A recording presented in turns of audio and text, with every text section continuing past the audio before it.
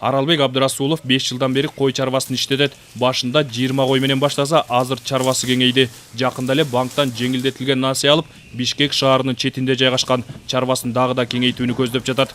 Ишкер интенсивдүү мал чарбачылыгынын баштоо максатында банктан насыя алуу үчүн кайрылып, бирок тиешелүү сумманы алууга күрөөсү жетпегендиктен кепилдик фонду жардамга келген. Фонд 1 миллион сом өлчөмүндө гарантия берип, учурда чарбанын кожоюну Айыл банктан 4 миллион сом өлчөмүндө насыя алып, 450 баш койду өзгөчө метод менен семиртип байлап жатат. Ишкер банктан алган насыянын бир бөлүгүн атайын жем даярдоочу тегирмен алууга жумшаса, бир бөлүгүн жем сатып алууга сарптайт. Тегирмен алууга берилген кредит жылдык 8% менен 5 жылга берилди. Ал эми жемге делген насыяны жылдык 10% менен алган. Ортодо 6 айлык жеңилдетилген мөөнөт бар. Жакшы эле болду. Ачыгын айтыш керек, азыр тартипке түшүп калыптыр. Бат эле баягы андай деле кишини кыйнап тияка бияка деген жок.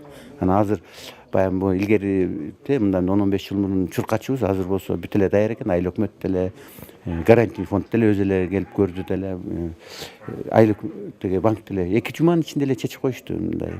Чарбада бордолуп жаткан койлор 2,5-3 ай багылып, андан соң базарга чыгарылат, экспортко да жөнөтүлөт. Ишкер коңшу Казакстандан жана Иран өлкөлөрүнөн кардар тапканга үлгүргөн. Семиртилип сатылган бир койдон 1000 сомдун тегерегинде таза киреше түшөт.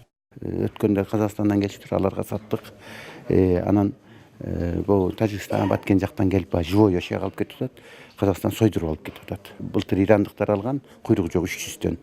Анан эсептесек, куйругу менен алганда деле ошо 300га барып калды да. Региондорду орто жана чакан бизнести каржылоодо негизинен экспортко багытталган жана кайра иштетүү ишканаларына артыкчылыктуу көңүл буруу тапшырмасы коюлган. Банктан насыя алууга аракет кылып, бирок күрөөсү жетпеген ишкерлерге кепилдик фонду көмөк көрсөтүүдө. 2018 жылы кепилдик фонду тарабынан берилген гарантиялардын 70-75% аймактарга багытталган болсо, былтыр бул көрсөткүч 90%га чейин жеткирилди. Сан менен алганда 920 миллион сомго кепилдик берилди.